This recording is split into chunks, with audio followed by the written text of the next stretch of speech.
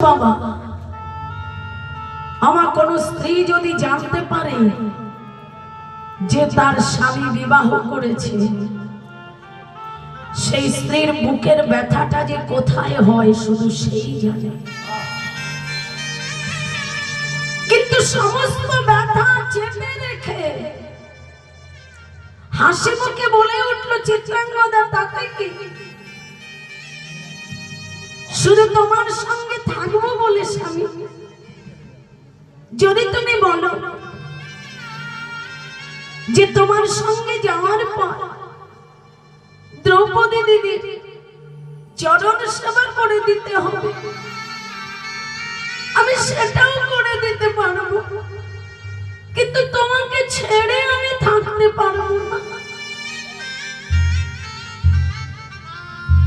অর্জুন বলছে, তবুও আমি তোমায় নিয়ে যেতে পারবো না।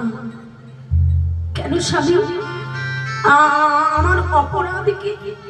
বলে না, বলো না আমার অপরাধ কি? যেটা তোমায় বলতে চাইছিলাম না সেটাও বলবো।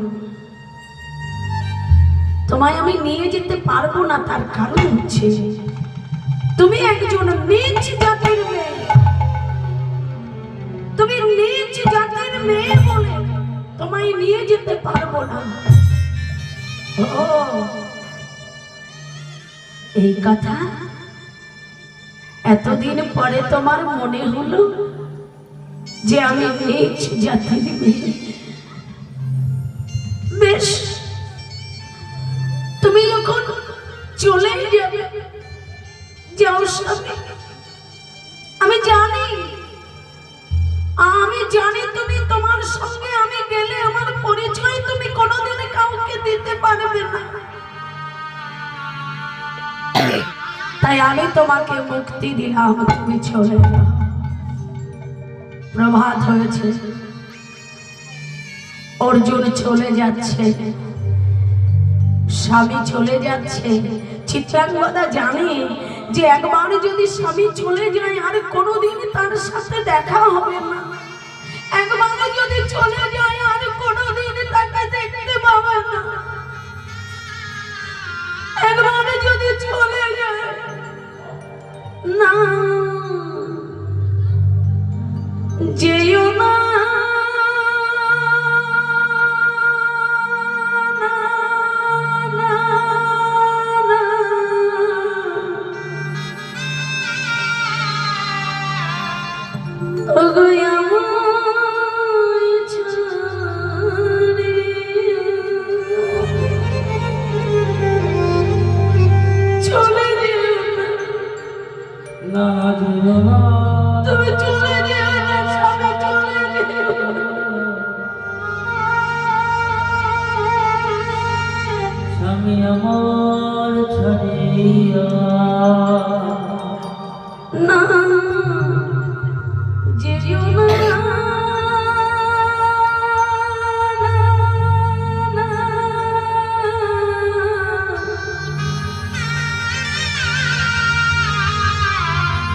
না যাইও ছাড়ে।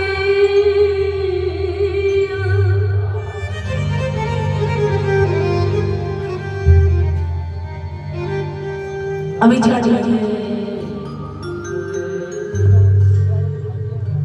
জানি তুমি চলে গেলে আমি তোমায় আর কোনোদিন দেখতে পাবো না। আমি জানি আমি তোমাকে আর কোনোদিন দেখতে পাবো না। একবার বলে যাও না, এই সমাজে যদি কোনো মেয়ের স্বামী তাকে ছেড়ে চলে যায়, তার মৃত্যু ছাড়া আর কোনো পথ থাকে না। চিত্রাঙ্গদা বলে উঠলে, তোর কাছে তো কোনোদিন কিছু চাইনি, আজকে চাইব রে। আমায় দিবি কৃষ্ণ, আমায় একটি সন্তান, শুধু সন্তান নয় রে, আমার একটি ছেলে।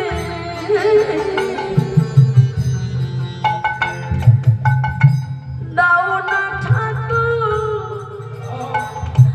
আমার জন্য নয় রে, আমার জন্য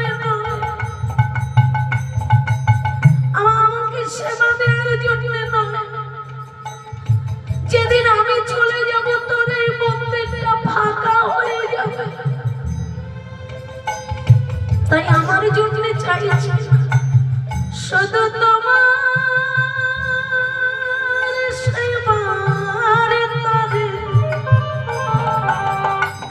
আমার একটি সন্তান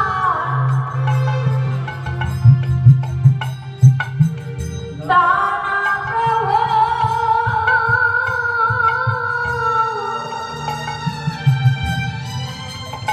শুধু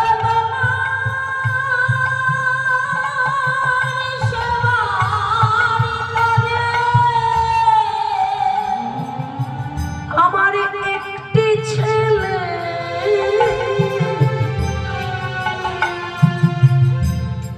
দাও না ঠাকুর, শুধু তোমার সেবার তরে। আমার একটি ছেলে আহা দাও না ঠাকুর,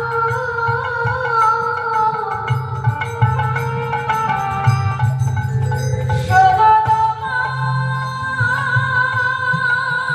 সেবার তরে। শুভ সময়ে ভগবানের কথাটা ফেলতে পারি। একটি পুত্র সন্তান জন্ম দিয়েছে চিত্রাঙ্গদা।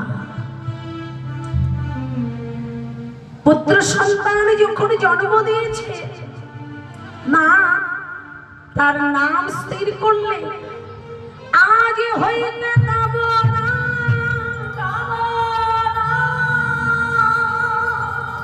হইবে বক্রবাহ, হইবে বক্রবাহ, আজ হইতে যাব না, যাব না, হইবে বক্রবাহ, হইবে বক্রবাহ।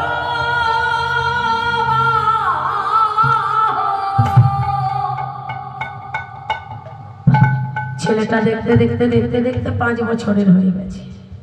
মা, ও মা, মা গো বল না। হ্যাঁ মা, তুমি তো কখনো বাইরে যাও না, কোনোদিন তো তুমি বাইরে যাও না। যদি আমি বলি চলো আমার সঙ্গে একটু বাইরে থেকে ঘুরে আসি, তুমি তো যাও না, কেন যাও না মা?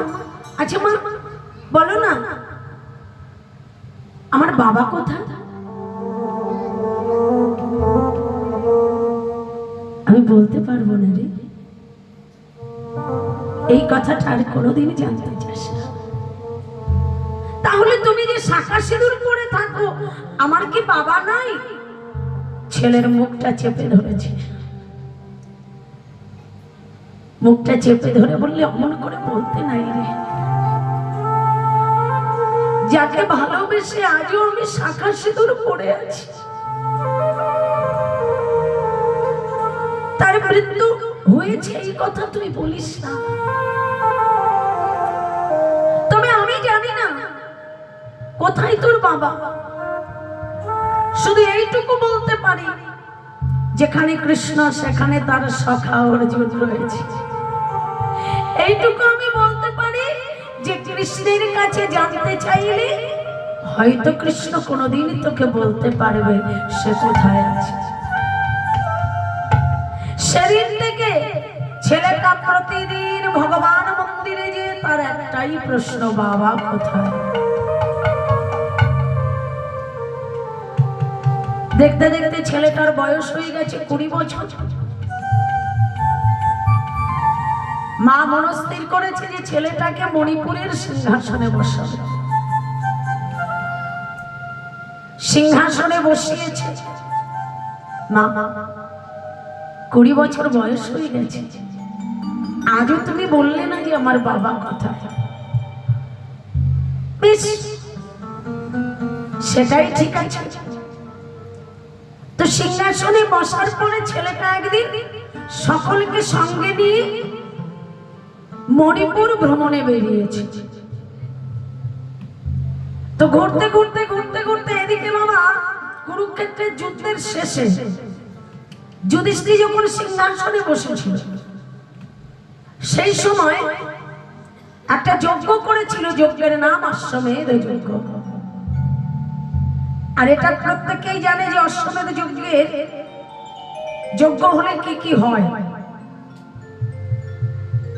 যেমন এই যজ্ঞ শ্রীরামচন্দ্র করেছেন।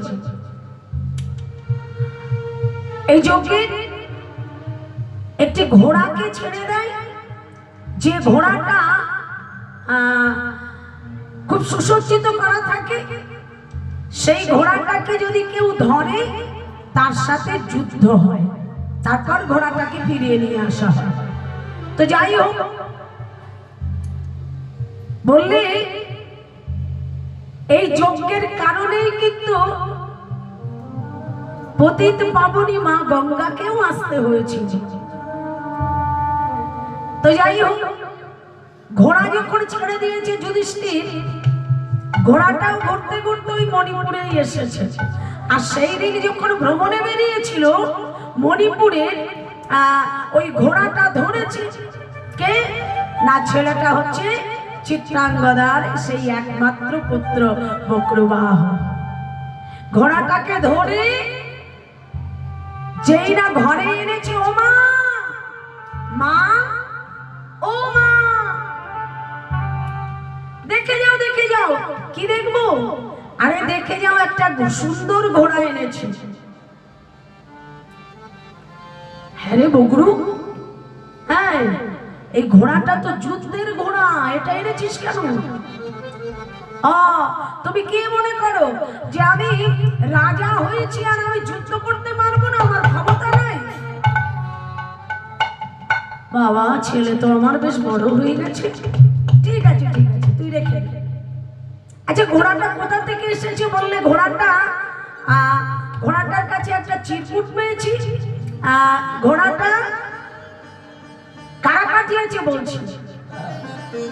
এখানে অনেকগুলো নাম লেখা আছে। প্রথমে লেখা আছে যুধিষ্ঠির। চিত্রাঙ্গদা মা বলছে পরিচয় তো জানতো না।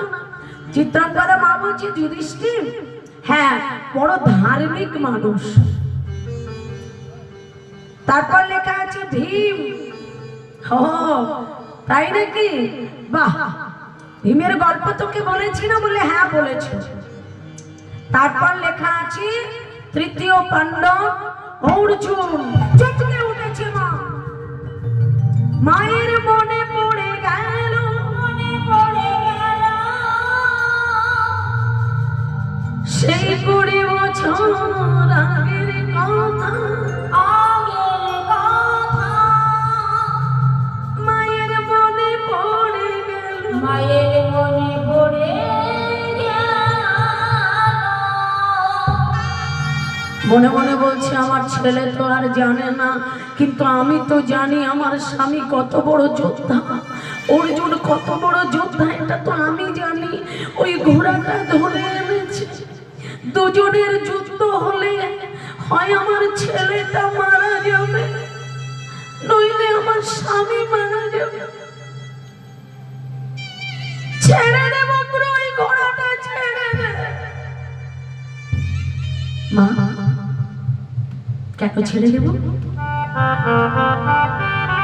এতক্ষণ তো তুমি কিছু বলনি। যুধিষ্ঠির নাম বললাম, কিছু বললে না। ভীমের নাম বললাম, কিছু বললে না। যে অর্জুনের নাম বলেছি, তুমি অমর চমকে উঠলে কেন? তুমি কি চেনো তাকে? কে অর্জুন? আমি বললাম না আমি চিনি না, আমি তোকে বলতে পারবো না। আজ কিন্তু তোমায় বলতেই হবে মা। বলো এই অর্জুনকে। আমি তোকে বললাম না যে তোর বাবা কে, আমি সেটা বলতে পারবো না। বকরু বললে দাঁড়াও মা, আমি তো তোমার কাছে একবারও জানতে চাইনি যে আমার বাবাকে। আমি তো বলেছি যে অর্জুন কে। তাহলে তুমি বলো, তুমি নিশ্চয়ই তাকে চেনো। নিরুপায় মা ছেলের সম্মুখে বলেই দিয়েছে যে অর্জুন তোর বাবা। ও, এই জন্য তুমি ঘোড়াটা ছেড়ে দিতে বলছো? আচ্ছা মা, আমার বাবা যদি যোদ্ধা হয় তাহলে তার ছেলে আমি তো মহাযোদ্ধা। তাহলে কেন যুদ্ধ করব না? এটা হচ্ছে একটা কথা। আর দ্বিতীয় কথা, যেখানে আমার বাবা আছে সেখানে কেন আমি যুদ্ধ করব? তাই তুমি চিন্তা করো না, আমি কোনো যুদ্ধ করব না। এদিকে যুধিষ্ঠির জানতে পেরেছে যে বক্রবাহন নামের 20 বছরের একটা ছেলে ঘোড়াটা ধরেছে। অর্জুনকে ডেকে বলছে, অর্জুন শোনো, চলো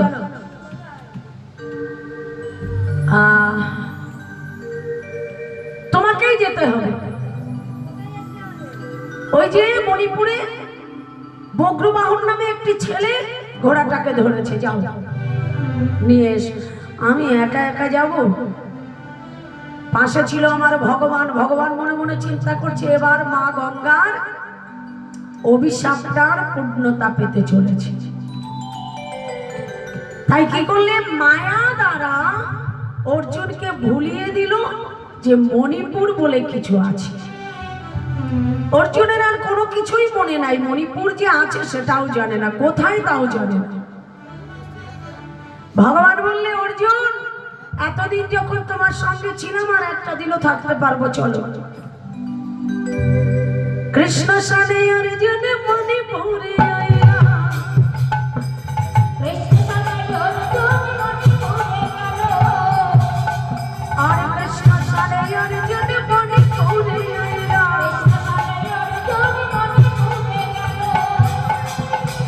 কৃষ্ণ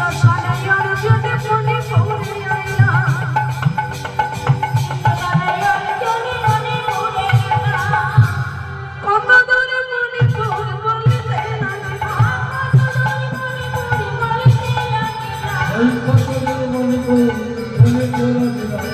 কত দূরে মণিপুর বলতে লাগিলা। এই যে আর কত দূর যাবো? আরে বাবা, এই দেখো, এই যে এই জায়গাটা চেনো? চেনো? চেনো না? হ্যাঁ তুমি চেনো? এই জায়গাটা চেনো না, তাই তো? অর্জুন ভালো করে দেখো তো, চিনতে পারছো না? বলে এই সেই মণিপুর, এই সেই মণিপুর, এই সেই মণিপুর, শোনো শোনো অর্জুন, এই সেই মণিপুর, শোনো শোনো অর্জুন, এই সেই মণিপুর, আরে কত দূরে মণিপুর কহিতে লাগিলা, কত দূরে মণিপুর কহিতে লাগিলা।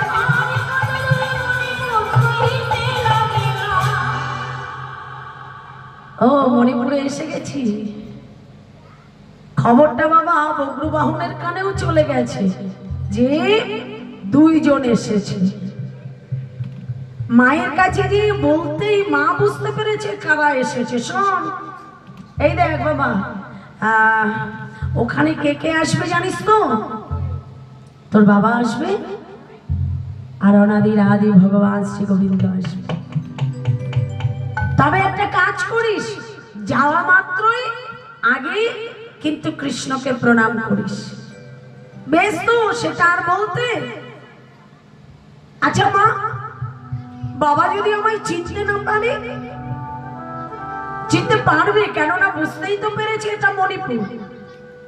আর মণিপুরের রাজা সেটা চিত্রভানুর ছেলে মেয়েদের মধ্যে কেউ হবে, সেটাও তো বুঝতে পারবে। যদি না চিনতে পারে, তুই আমার নামটা বলে দিস, বুঝতে পারবে।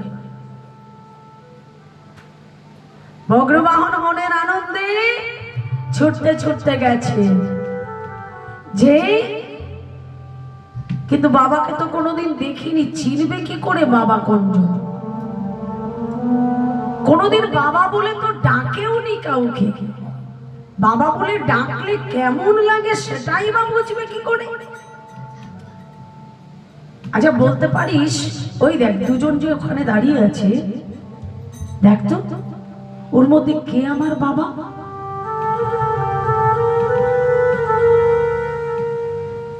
এই দেখো, তো পারছো না, আমি কি করেছি?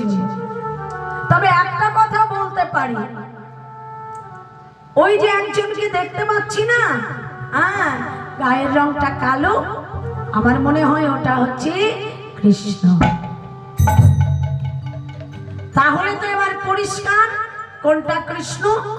তাহলে কৃষ্ণ যদি চিনতে পারি তাহলে বাবাকেও চিনতে পারবো, পাশের জনই বাবা হবে। ছুটে যেয়ে ভগবান চরণে প্রণাম করছে, হে কৃষ্ণ করুণা সিন্ধু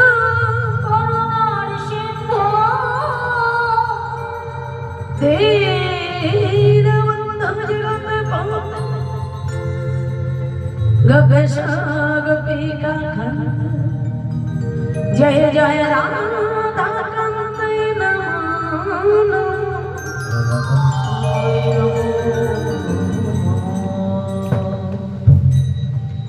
এবার বাবা, কিন্তু বাবাকে তো কোনোদিন বাবা বলে ডাকেনি। এই বাবা বলে ডাকার মধ্যে যে কি সুখ, একবার ডেকে দেখি। কিন্তু বাবাকে তো প্রণাম করতে হবে, তাই দুটো হাত বাবার চরণে রেখেছি, রেখে বাবার মুখের দিকে তাকিয়ে বলে উঠল, বাবা তুমি ভালো আছো তো?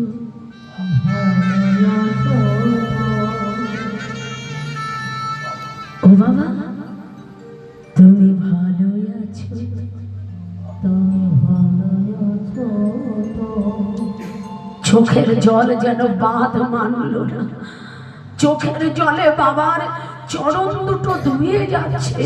বাবা তুমি ভালো আছো? বাবা তুমি ভালো আছো? সখা শোনো,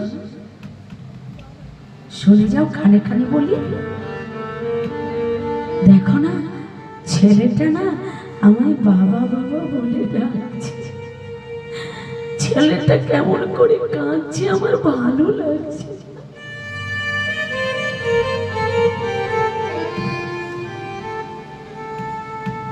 ও বাবা বলো না তুমি ভালো আছো তো? বাবা তুমি জানো না বাবা,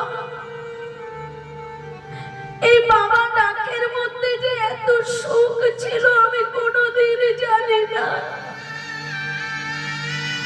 আমি কোনোদিন বুঝতে পারিনি গো।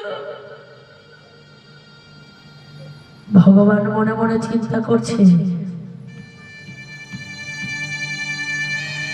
অর্জুন যদি বুঝতে পারে যে এটা ওর ছেলে, তাহলে যুদ্ধ হবে না, আর যুদ্ধ যদি না হয় তাহলে মা গঙ্গার অভিশাপ পূর্ণ হবে না, আর অর্জুনের অহংকারও কখনো যাবে না যে আমি বড় যোদ্ধা।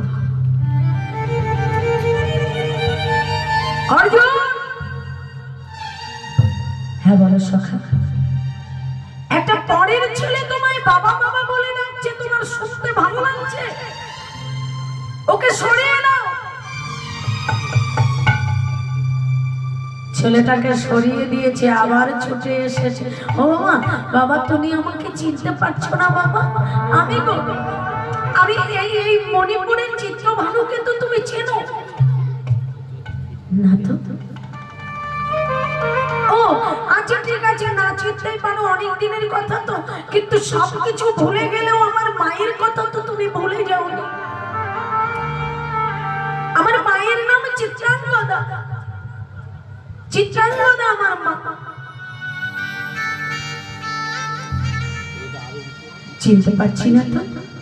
ছুটে গেল ছেলেটা, কৃষ্ণের চরণ দুটো জড়িয়ে ধরেছে। বলো না, তুমি বলে দাও না, তুমি তো সব জানো, তুমি তো আমার বাবাকে নিয়ে গেছো, বলে দাও না একবার, তুমি বলে দাও না। ভগবান মনে মনে চিন্তা করছে, ভক্তের চোখের জলে অর্জুনের মায়াটা সরে যেতে পারে, তাই অর্জুনকে কানে কানে শিখিয়ে দিয়েছে, শোনো ওই ছেলেটাকে আর কিছু বলো না, ছেলেটার মায়ের সম্বন্ধে কিছু বলো, তবে ছেলেটা তোমার সঙ্গে যুদ্ধ করবে। কেননা ও বুঝতে পেরেছে যে তোমার মতো বড় যোদ্ধা আর নাই, আর সেই কারণে কিন্তু ও কাঁদছে, তোমাকে বাবা বলে ডাকছে যাতে যুদ্ধ করতে না হয়।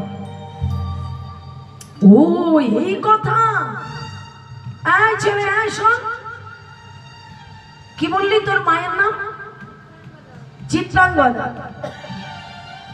কিন্তু আমার এখন কি মনে হচ্ছে জানিস তো, তোর মা একজন কলঙ্কিনী, তোর মা একজন কুলঠা। চুপ করো তুমি, আর বলো না। এতক্ষণ তোমাকে আমি বাবা বলে ডেকেছিলাম, কিন্তু না অর্জুন, তুমি বাবা ডাকের যোগ্য নও। আমার যে মা কোনদিন পর পুরুষকে নিজের বদনটা দেখায় না, তাকে তুমি কলঙ্কিনী বলেছো। আমার যে মা কোনদিন ঘর থেকে বাইরে আসে না শুধু তোমার জন্য, আর সেই মাকে তুমি কুলঠা বললে। তবে শোনো, মায়ের এই অপমান আমি সইতে পারবো না, তাই যুদ্ধ তো আমি করবই। আর আমি প্রতিজ্ঞা করলাম, তোমাকে আমি এক বাণেই হত্যা করব। তবে মায়ের কাছ থেকে আমি বর চেয়ে আনি। ছুটতে ছুটতে গেছে মায়ের কাছে, মাকে বললে, মা, হ্যাঁ রে বাবা, তোর বাবা তোকে চিনতে পেরেছে? না, তোমাকেই চেনে না, আমাকে কি করে চিনবে? কিন্তু মা, আমি সবকিছু সইতে পারি, কিন্তু তোমার নিন্দা সইতে পারবো না। মাতৃ নিন্দা, মাকে নিন্দা, আমি এটা সইতে পারবো না। তাই আমি বলে এসেছি, যুদ্ধ আমি করবো। মা, আমায় আশীর্বাদ করো। মা চিত্রাঙ্গদা আশীর্বাদ করতে পারছে না। ছেলের মাথার উপরে তার হাতটা কিছুতেই যাচ্ছে না। মায়ের চোখের জলে মুখ মুখ ভেসে যায়। এটা কি করলে তুমি কৃষ্ণ? তুমি তো ছিলে, তুমি তো সব জানো।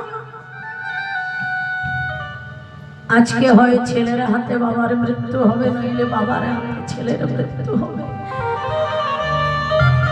তবে আমি আমার ছেলের মৃত্যু কিছুতেই সইতে পারবো না, কেননা তুমি সব কিছু কেড়ে নিয়েছো। আমার বেঁচে থাকার সম্বল শুধু আমার ওই ছেলেটা। বগরু বলে উঠল, ও মা,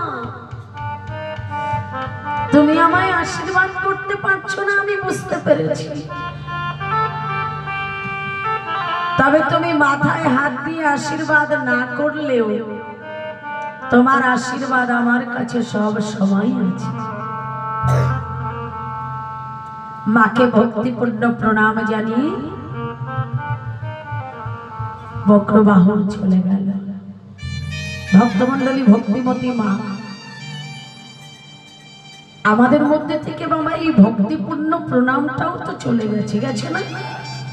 আছে। আমার আগেকার মায়েরা বাবারা কোথাও যাবার সময় বাবা মাকে, গুরুজন যদি কেউ সামনে থাকতো, তাদেরকে প্রণাম করে তবে কোথাও যাওয়ার সময় চলে যেত। এখন আর সেটা হয় বাবা? হয়? এখন আর বাবা মা, ঠাকুমা, ঠাকুর দাদা, দাদু দিদা, তাদের পায়ে হাত দিয়ে কেউ প্রণাম করে?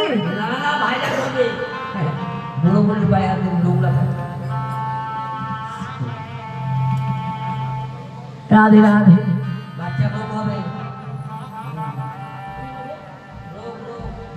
ওই বাচ্চার শরীর খারাপ হবে।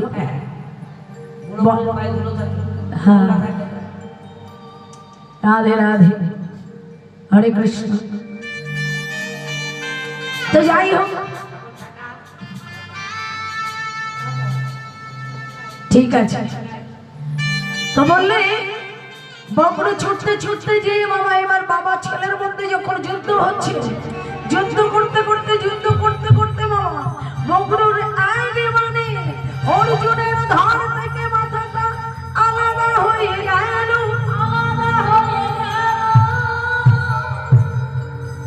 অর্জুন চিৎকার করে ডেকে উঠলে, শাখা কৃষ্ণ, শাখা কৃষ্ণ। মৃত্যুকালে বলে যায় যে অহংকার ছিল আমার মধ্যে, যে আমার মতো বড় যোদ্ধা আর নাই। কিন্তু আজকে তুমি পাশে থাকতেও তুমি আমায় বুঝিয়ে দিলে যে এই অর্জুনের থেকেও বড় যোদ্ধা আছে। অর্জুন পড়ে গেছে, আমার সেখানে ছুটতে ছুটতে পাগল পারা হয়ে এলো চিত্রাঙ্গদা। বাবা না হয় একটা কথা বলেই ফেলেছিল, তোকে তো কিছু বলেনি, বলেছিল তো আমাকে, তার নিজের স্ত্রীকে। তাই বলে বাবাকে এমন করে হত্যা করে দিলি। ভগবান শ্রী গোবিন্দকে বলে উঠলে, শোনো কৃষ্ণ, তুমি থাকতে যখন তোমার সখার মৃত্যু হলো, আজকে আমি মা হয়ে চিত্রাঙ্গদা বলে উঠলে চিৎকার করে যে এই চিত্রাঙ্গদা তার নিজের ছেলেকে হত্যা করে নিজে আত্মহত্যা করবে। মহাভারতের পাতায় যেমন স্বর্ণাক্ষরে লেখা থাকবে পুত্রের হাতে পিতার মৃত্যু হয়েছে, তেমনি শেষ পাতাতে লেখা থাকবে মায়ের হাতে সন্তানের মৃত্যু। ভগবান বললে, দাঁড়াও দাঁড়াও দাঁড়াও দাঁড়াও, চতুরের শিরোমণি, এই দেখো, শোনো শোনো শোনো, কে বলেছে অর্জুনের মৃত্যু হয়েছে? যেখানে আমি আছি, যেখানে তার সখা আছে, মৃত্যু কি তার হতে পারে? তবে হ্যাঁ, মরেছে কি জানো? সেটা হচ্ছে অহংকার। অর্জুনের যে দর্প, যে অহংকার, সেই অহংকারের মৃত্যু হয়েছে। উলুকমণির কাছ থেকে পরশমণি এলে অর্জুনের অঙ্গে পরশ করালেই অর্জুন চেতন ফিরে পাবে। বাবা যেমন কথা তেমন কাজ। অর্জুনকে যেই পরশ করিয়েছে, অর্জুন উঠে দাঁড়িয়েছে। উঠে দাঁড়িয়েছে যেই বাবা, মায়া তো কেটে গেছে কখন। অর্জুন বলছে, ও সখা, এবার আমি মণিপুর চিনতে পেরেছি। হ্যাঁ, আর এই যে আমার পাশে দাঁড়িয়ে আছে আমার স্ত্রী চিত্রাঙ্গদা, কিন্তু ছেলেটাকে তো চিনি না। ভগবান বললে, ছেলেটা কে জানো? মা গঙ্গা তোমায় অভিশাপ করেছিল কি? ওই যে আমার নিজের ছেলের হাতে মৃত্যু। হ্যাঁ, ওটাই তো তোমার ছেলে। বলে, আমার ছেলে আছে আর আমি জানি না? বলে, হ্যাঁ, তুমি যেদিন চিত্রাঙ্গদাকে ছেড়ে চলে গেছো, চিত্রাঙ্গদা সেই দিন জেনেছিল যে সে গর্ভবতী ছিল, আর সেই সন্তান এই বক্রবাহ। ও সখা, তাহলে এটা আমারই ছেলে, সবই তোমার লীলা। তবে তুমি যদি আমায় আগে বলতে, এটা সত্য কথা যে আমার এই অহংকার কোনোদিন যেত না। সকলে শ্রী গোবিন্দের চরণে প্রণাম জানিয়েছে। মহাজন বললেন, রাধে রাধে, আমি লীলা এখানে সমাপ্ত করলাম। রাধে রাধে। এইখানে রহিল আমার লীলার মাধুরী, এইখানে রহিল আমার লীলার মাধুরী, এইখানে রহিল আমার লীলার মাধুরী, এইখানে রহিল আমার লীলার মাধুরী। মধুর ভরে সবাই মিলে বলো হরি হরি, মধুর ভরে সবাই মিলে বলো হরি হরি।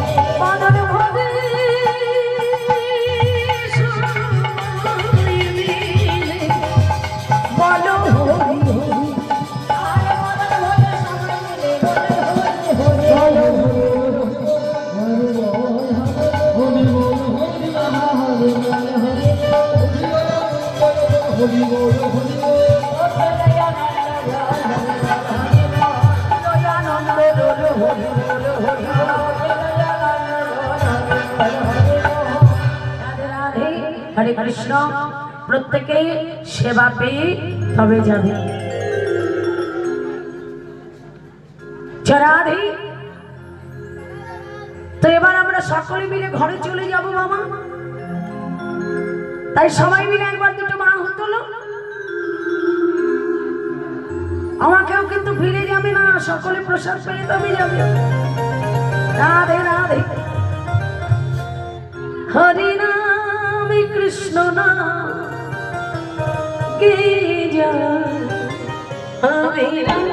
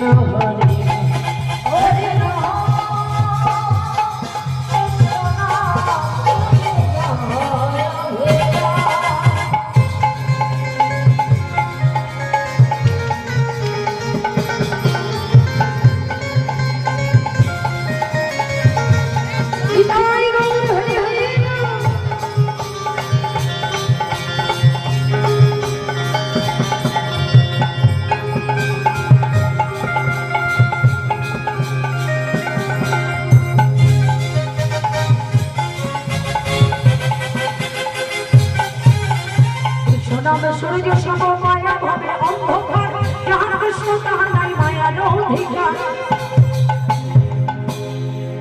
আরে শ্রী চৈতন্য নিত্যানন্দ অদ্বৈত সীতা, হরি গুরু বৈষ্ণব ভাগবত গীতা।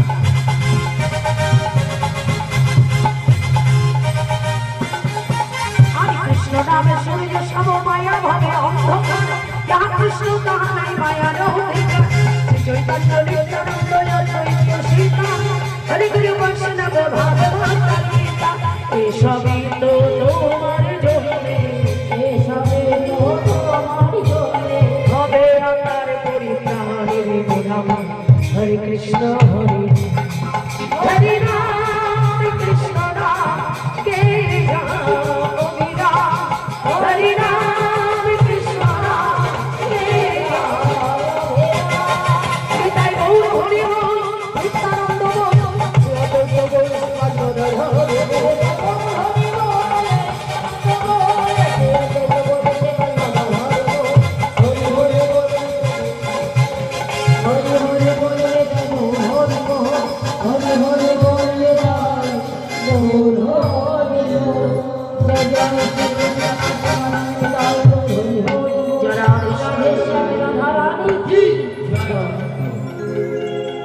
কৃষ্ণ হরে কৃষ্ণ হরে কৃষ্ণ। শিল্পীকে ধন্যবাদ জানাই তার লীলা কীর্তনের জন্য। আজকে ছিল অর্জুনের দর্প চূর্ণ বা অর্জুনের যে অহংকার বোধ জন্মেছিল সেই লীলাটা ব্রহ্মবহন তথা মণিপুরের বিষয় নিয়ে আলোচনা করলেন, আপনাদের ভাগবতীয় কথা শ্রবণ করালেন। শিল্পীকে আপনার ধন্যবাদ জানাই আমার পুজো কমিটির পক্ষ থেকে। এবং সবচেয়ে বড় জিনিস, দুটো বাচ্চা মেয়ে যে শৃঙ্খল বাজালো, আমি রাধা মাধবের কাছে